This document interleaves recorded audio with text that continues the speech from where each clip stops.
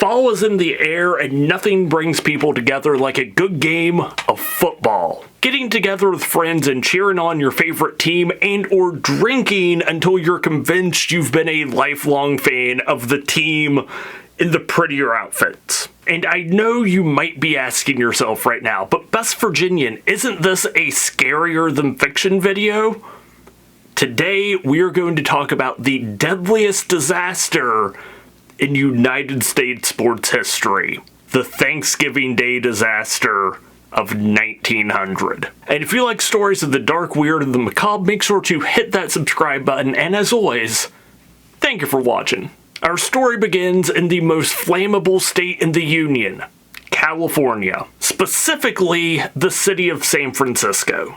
After the death of his wife, sports anchor Danny Tanner recruited the help of his brother-in-law, rock musician Jesse, and his lifelong best friend, comedian Joey Gladstone, to help him raise his 3 young daughters.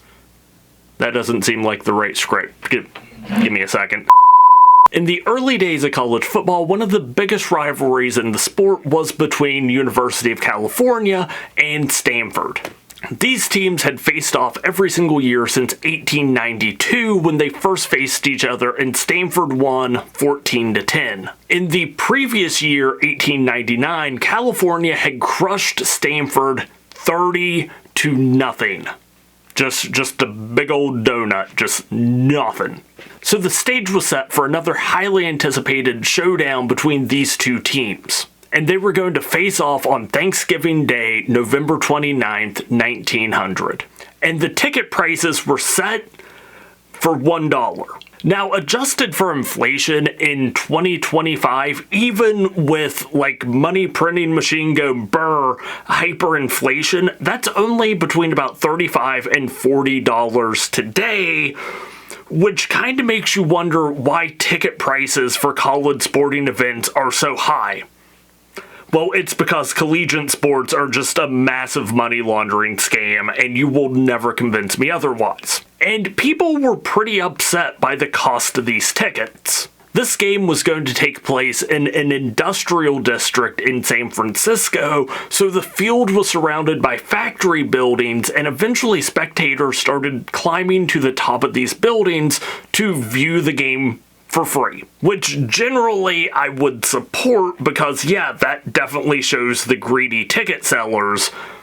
Unfortunately, the events that would follow are absolutely horrific. Like, so horrific that if they were depicted in a Final Destination movie, you wouldn't believe it. Like, you would just see it and be like, okay, you need to tone that down a little bit. That's super unrealistic. No, it gets horrifying what happens next. Before kickoff even happened, hundreds of people had swarmed to the roof of this one factory building. Workers who were at the factory that day knew that that roof was not rated for that much weight, and they tried contacting the police to notify them, hey, people are up on the roof, they're in danger, it's not supposed to hold that much weight. But the dispatcher informed them that if it was such an emergency, they needed to go to the police at the stadium and get them to tell the people to come down. When the factory workers went to the stadium, the workers at the stadium informed them that they would not get in without a ticket. At about 2:50 p.m., only about 20 minutes after kickoff, the unthinkable happened. The roof of the factory collapsed, sending hundreds of people falling to the floor below, which was about 4 stories straight down. And the injuries were probably what you suspect. Broken arms, broken legs, concussions, cracked skulls, crushing-related injuries. The lucky ones fell all the way down. Now, why do I say that they were the lucky ones? They definitely suffered some horrific injuries, because the unlucky ones only fell about halfway down and landed on a glass furnace. This was a glass factory. Okay, look, I know most of you know absolutely nothing about glass production or glass factory because most of the glass jobs were exported to China to be worked by 4-year-olds before most of your grandparents were born. But glass furnaces are ridiculously hot because they're essentially filled with sand magma. The inside of the furnace, the molten glass, was between 2,500 and 3,000 degrees Fahrenheit. So hot, in fact, that the outside of the furnace was probably about 500 degrees Fahrenheit.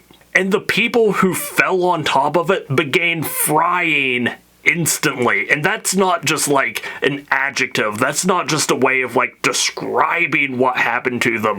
No, this was an oil-powered furnace. When the roof collapsed, this oil line snapped and hot oil started pouring down onto this 500-degree furnace roof that was turned into a massive frying pan, ensuring a non-stick cooking surface that would evenly be heated. Like I said, if this happened in a Final Destination movie, you wouldn't believe it was possible. Despite this happening only feet away from thousands upon thousands of people, very few people were aware of it. People couldn't hear the screams of people literally cooking alive because of the roar of the crowd at the football game. The football game, it didn't even stop. It didn't even miss a down. Nobody stopped watching the football game because no one even had a second thought about this roof collapsing or how bad the situation was inside. They just continued cheering and the players just continued playing. In total, 23 people would die because of the big game disaster. 13 on the day of the disaster, and 9 more would die in the days and weeks to follow in hospitals. One young man would succumb to his injuries 3 years after the big game disaster.